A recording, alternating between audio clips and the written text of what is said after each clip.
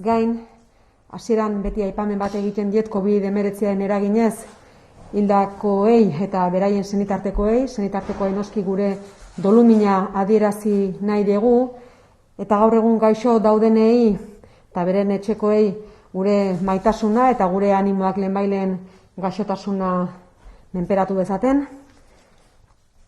osatu daitezen.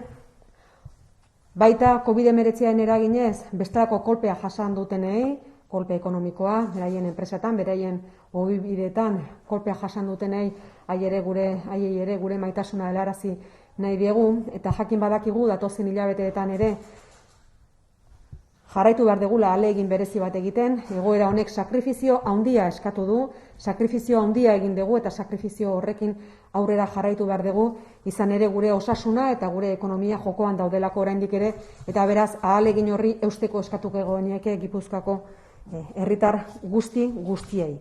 Jakinik garai honetan, seguru aski hainbeste hilabete pasa eta gero, sakrifizio horren eraginez ere edukiko dituztela beraien penak eta beraien tristurak, baina egoera honi eutsi egin behar zaio eta sakrifizio horrekin jarraitu egin behar da. Beraz, zentzu horretan, Gipuzkoako herritarrei ere gure esker ona adierazi nahi diegu eta ahalegin horrekin jarraitzeko etorkizunean.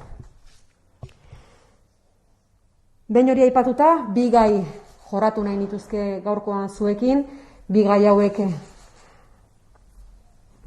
gai hauetaz hitz egin baitegu gaurko Gobernu Kontseiluan, alde batetik irailera arteko zerga bilketa eta bestetik noski astero egiten dugun bezala eta ohikotasunez prentsa ohar bitartez komunikatzen dugun bezala gizarte politikako zerbitzuetan ditugun erabiltzaileen eta langileen inguruko datu eguneratuak COVID-19 dagokionez. Irailera arteko zerga bilketari dagokionez, alegia urte honetako 9 hilabete hauetan, Gipuzkoako zerga bilketa 11,9% murriztu da, dirutan 367 milioi euro gutxiago bildu ditugu lehenengo 9 hilabete hauetan aurreko urtearekin alderatuta. Noski hau dana COVID-19 gaitzaren eraginez, da noski eta baita Gipuzkoako aldundiak aurrera eraman dituen hainbat neurriren ondorioz, alegia jakinda ze egoera gogor bizi genuen hainbat zergadunek beharrezkoa zuten alde batetik malgutasuna eta bestetik likidezia eta neurri batzuk hartu ditugu laguntzeko hain justu eta horiek ere eragina izan dute diru bilketa honetan COVID-19 gain. Hala ere, eta batez ere lehenengo seihilekoekin alderatuta, zerga bilketaren jaitsiera ez da hain handia.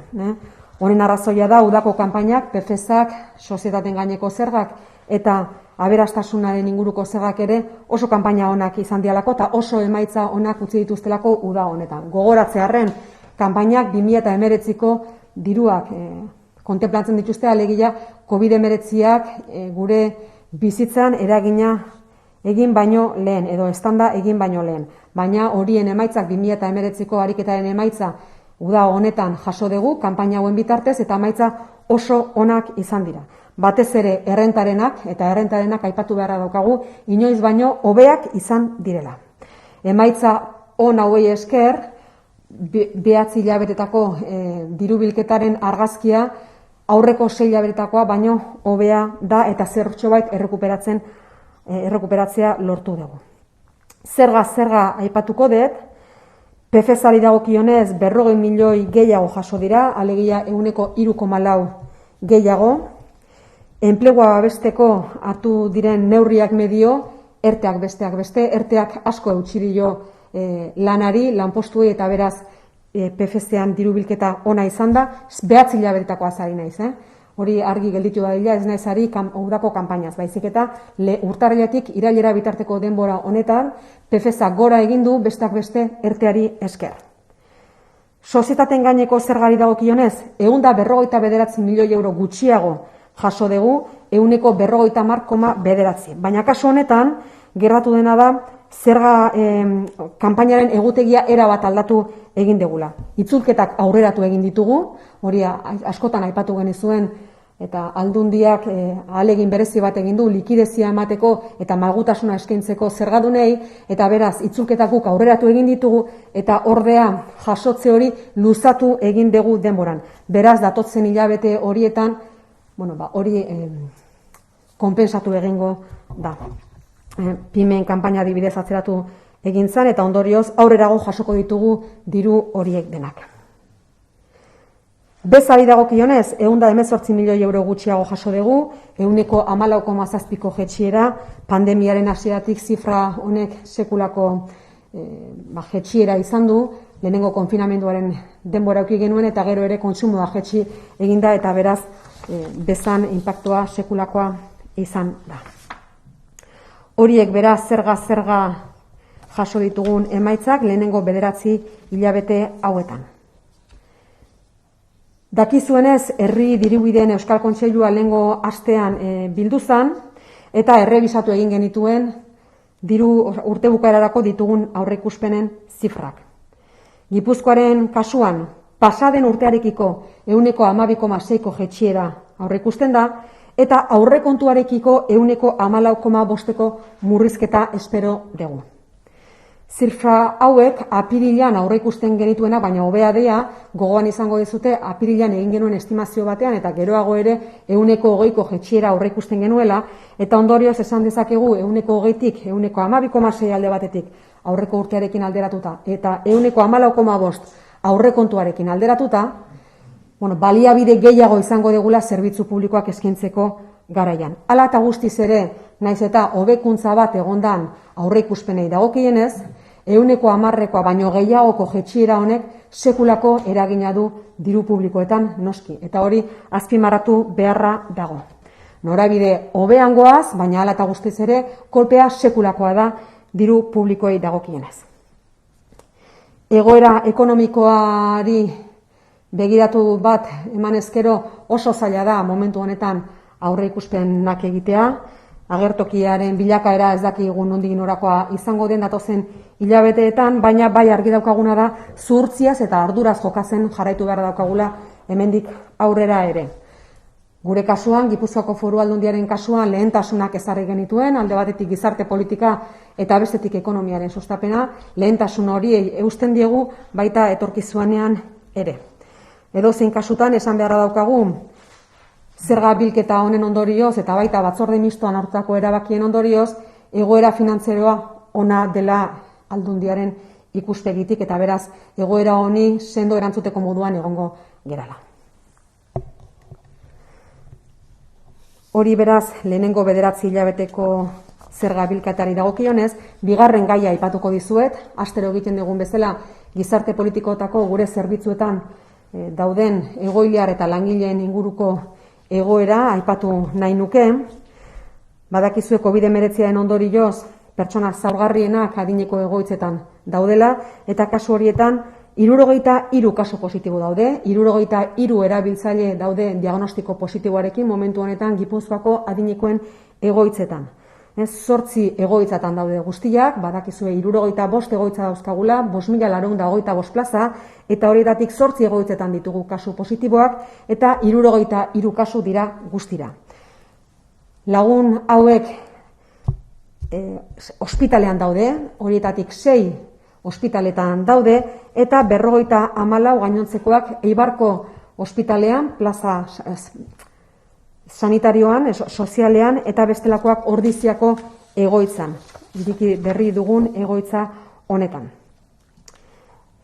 Laburpentxo bat egitearren, abuztuaren 11tik ona, bigarren olatu hasi zenetik 33 hildako izan ditugu Gipuzkoako egoitzetan, eta sendatutakoak 70 lagun izan dira. Hori erabiltzaileen aldetik, adinekoen egoitzetan, baina badago beste datu kezkagarri bat ere noski eta azpimarratu beharra dagoena, eta da egun 18 langile ditugula diagnostiko positiboarekin Gipuzkoako 21 egoitzatan.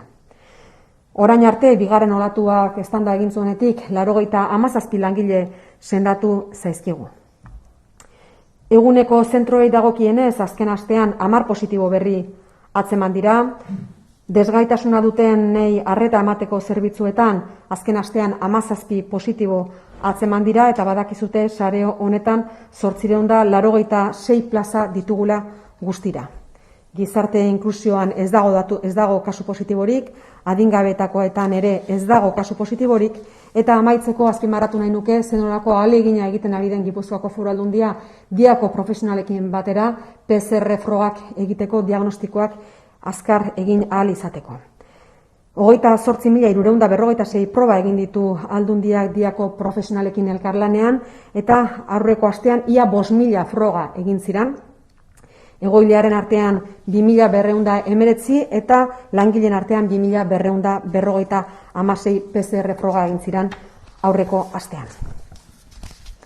Bien, como les decía, los temas que hemos abordado en el Consejo de Gobierno de hoy han sido dos. Por una parte, la recaudación de impuestos en los primeros 9 meses de este año 2020 y, por otra parte, los datos actualizados en relación a las personas que forman parte de los servicios que ofrece la Diputación Foral de Guipúzcoa en políticas sociales. En cuanto a la recaudación de impuestos en los 9 primeros meses del año, recaudación de impuestos se ha reducido en un 11,9%, una reducción de 367 millones de euros con respecto al año anterior. Evidentemente, esto es a consecuencia del COVID y también a consecuencia de las medidas que hemos adoptado en la Diputación Foral de Guipúzcoa, en el Departamento de Hacienda y Finanzas, para conseguir dar liquidez y flexibilizar los plazos de pago a aquellos impositores, aquellas impositoras que tenían necesidad de ello. Por lo tanto, Hacienda ha estado para ayudar a sostener esta situación financiera.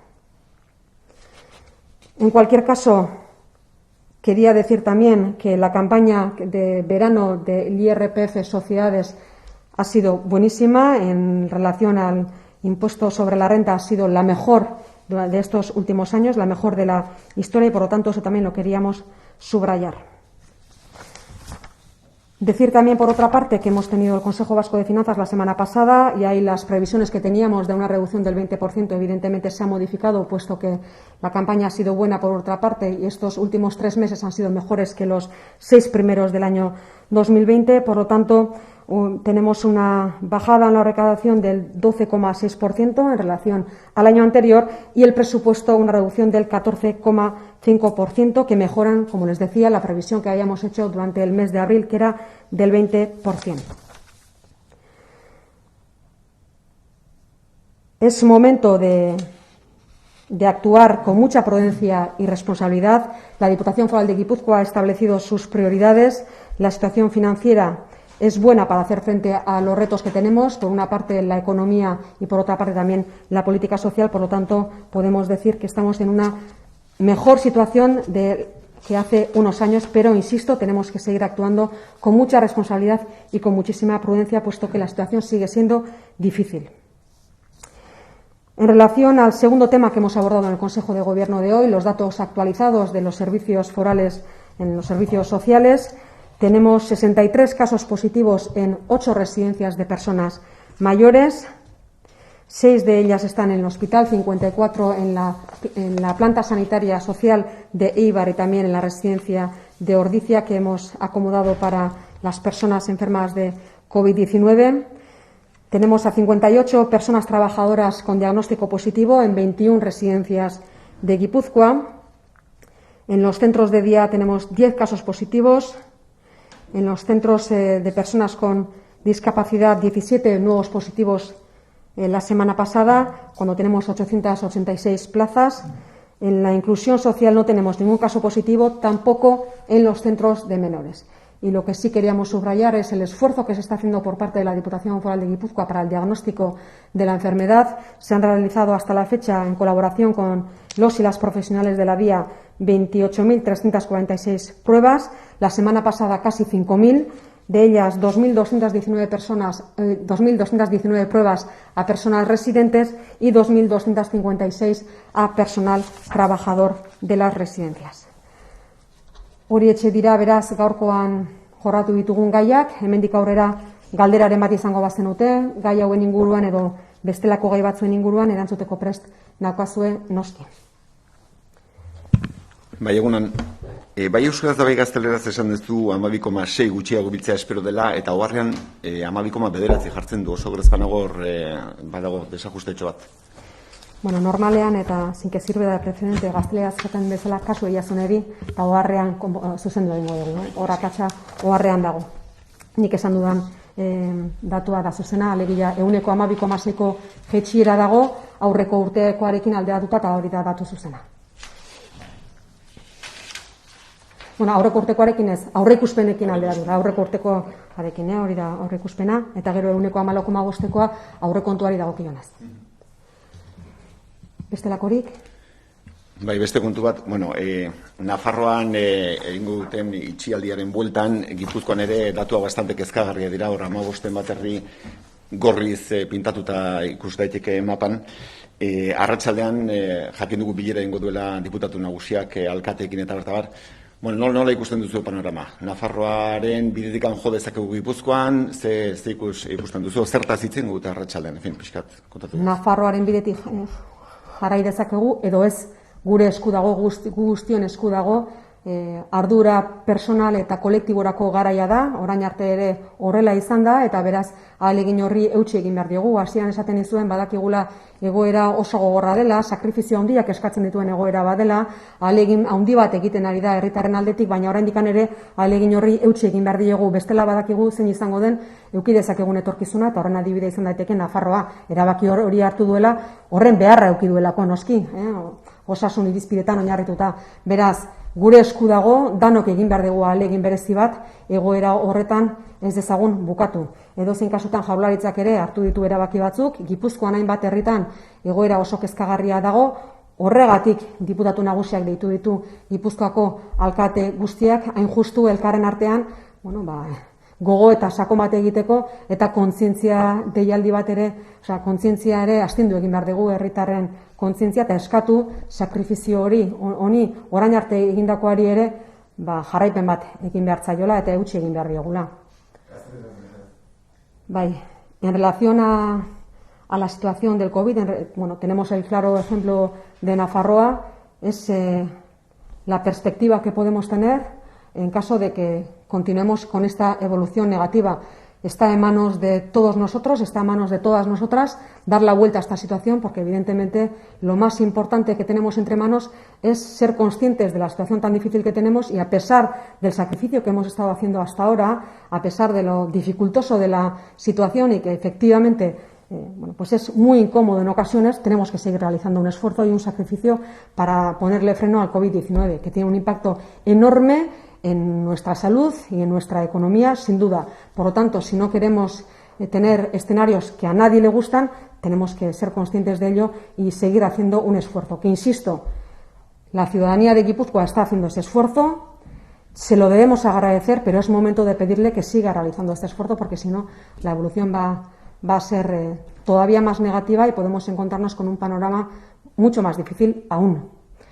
Insisto, la situación es difícil, afecta a muchas personas, sabemos que el sacrificio que se pide es enorme, pero mayor sería el sacrificio de tener que cerrar negocios, de tener que cerrar empresas y demás. Por lo tanto, a nadie le gustaría llegar a esta situación.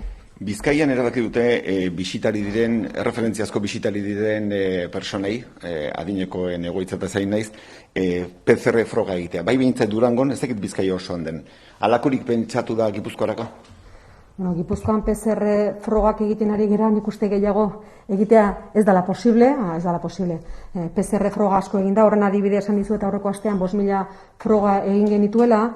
Momentu honetan irteerak galerazita daude Gipuzkoan, 2 herrietan ezik, Zarautzen eta Aretxabaletan okerrez bali manago, herri horietan 200 kasutik bera daudelako 100.000 biztanleko, eta beraz irteerak 2 herri horietan baimenduta daude, eta gainontzeko guztietan galerazita daude. Bisitak ordea, bai egiten dira, eta hor frogak egiten dira, ez dakidana da, egoeraren arabera baloratuko dira horiek edo bestelakoak, baina Gipuzkoako egoitzetan sekulako zorroztasunez egiten hartzen ari dira neurri guztiak. Zanaet, horrelakoak izan daitezke edo bestelakoak. Guk unean erabakiak hartzen ditugu. Zehatz hori mai gainean ez dago hendik. Ni dakidala, mai gainean danak daude, eta gero egoeraren arabera hartzen joango dira edo ez. Baina momentu honetan nik uste dut, eta gero aurreko batean Peña diputatuarekin ere hori komentatzen nuen, ezta? Eta da, bueno, batzuentzako gogorregiak, beste batzuentzako leunegiak, baina guk unean hartzen dugu beharrezkoa ikusten dugun erabakia, eta kasu honetan PCR-ek egiten zaizki egoiliarrei eta baita langilei ere, eta hortik aurrera beharrezkoa ikusiko balitz, da egingo litzateke, desde luego, Gipuzkoako Foru Aldundiak ahalegina egiten du ahaldun guztietan. Por tanto, el hecho de que a los visitantes de referencia se les haga el PCR es algo que está sobre la mesa, pero no se ha determinado todavía. No, no es que no se haya tomado una decisión al respecto, es que hay muchas posibilidades encima de la mesa y bueno, se van adoptando en función de las necesidades que se detecten. Desde luego la Diputación Foral de Guipúzcoa durante todo este tiempo ha hecho un esfuerzo enorme, se ha volcado absolutamente con los centros de personas mayores, puesto que eran los centros en los que teníamos a las personas más vulnerables. Por lo tanto, todas aquellas medidas que se consideren positivas se irán adoptando, como no puede ser de otra manera. Puede ser esta u otra, o no.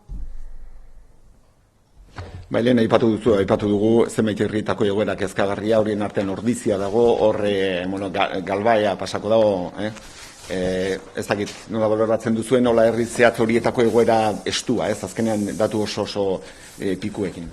Bueno, baloratzen dugu kezka handiz.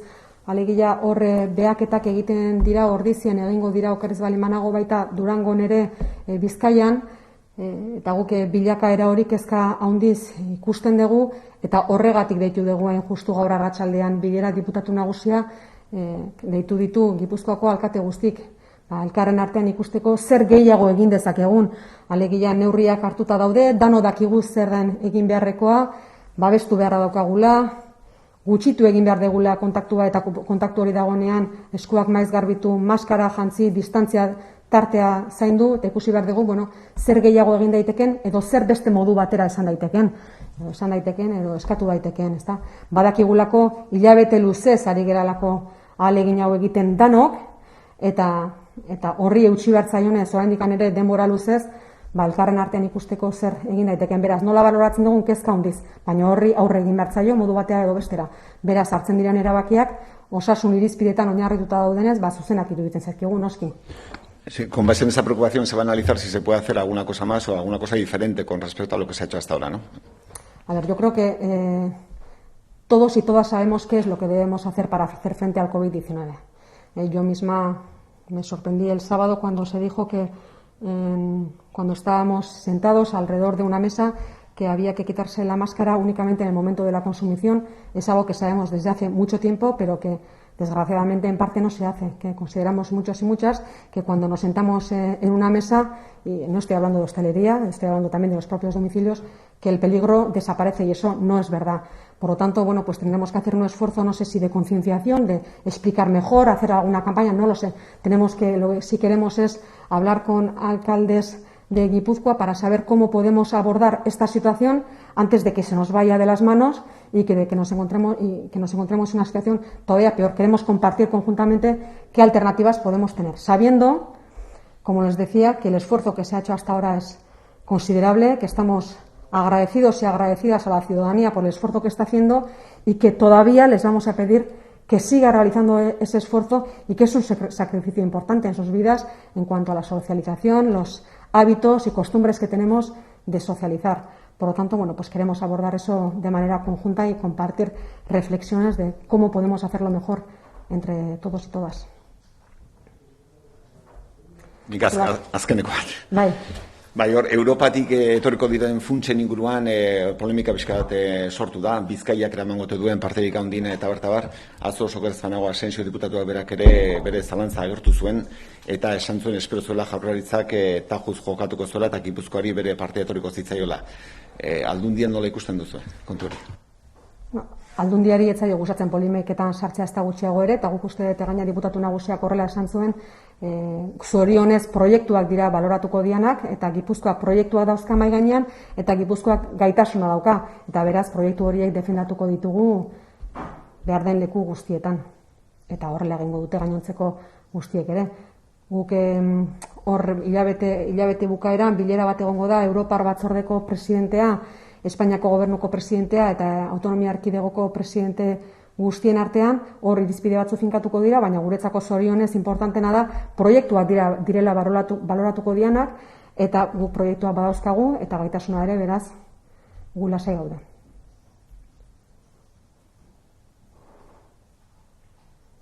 Bestelako galderarik? Ez? Honekin bukatuko genuke beraz. Eskerrik asko guztioi eta egun ona izan.